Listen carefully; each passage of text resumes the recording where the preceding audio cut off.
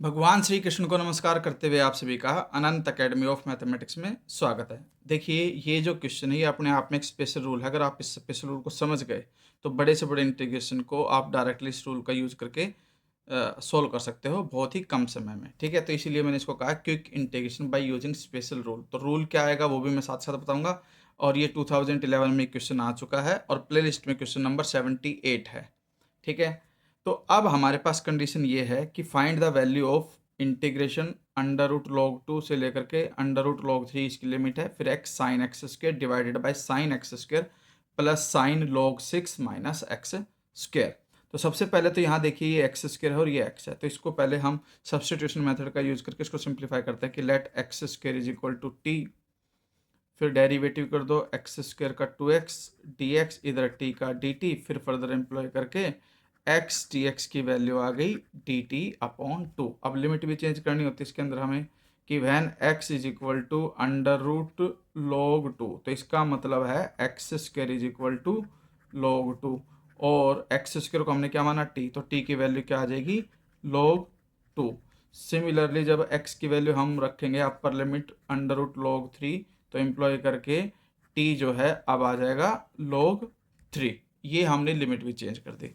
अब main question को i मानो इज इक्वल टू का साइन, फिर इंटीग्रेशन अंडर रूट log 2 है उसकी जगह पे अब हम यहाँ पर सीधा log 2 लिखेंगे और ऊपर log 3 रूट हट चुका है क्योंकि यहाँ पे भी रूट नहीं है, यहाँ पर भी रूट नहीं है। फिर था x, ये आपके पास था कि भाई x है और dx है, तो x और dx दोनों को हटा करके मैं लिख देता हूँ dt अपॉन 2, और जहाँ कहीं भी एक्स स्क्र है आपका वहाँ मैं लिख देता हूँ t। ठीक है, तो कंडीशन क्या बन जाएगी sine t divided by sine t plus sine, यहाँ पर 6 माइनस एक्स स्क्र है तो इसको मैं लिखूंगा सॉरी log 6, यहाँ पर log है log 6 माइनस में यहाँ पर t आ जाएगा। ठीक है, और यहाँ आपके पास आ जाएगा dt अपॉन 2, और अपॉन 2 को मैं यहाँ लिख देता हूँ।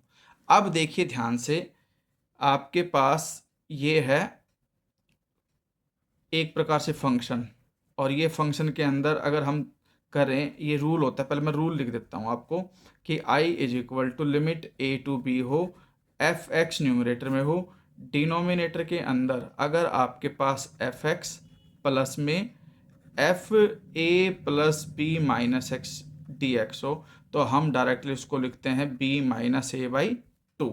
अब यहाँ पर फंक्शन जो है वो साइन टी है।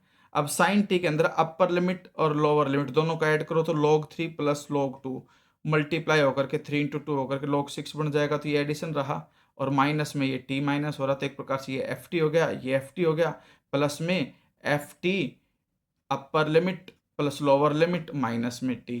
तो इस तरह से हम डायरेक्टली इसका आंसर क्या लिख सकते हैं b minus a by 2। B का मतलब है अपर लिमिट और a का मतलब है लोअर लिमिट, तो ये जो आपके पास 1/2 है ये तो रहेगा ही रहेगा। फिर हम क्या लिखेंगे b minus a by 2, b का मतलब आपके पास क्या आएगा log 3 माइनस में log 2 डिवाइडेड बाई 2। ये आपके पास आ गया 1/4 क्योंकि 2 इंटू 4, और log 3 माइनस log 2 का मतलब है log 3/2।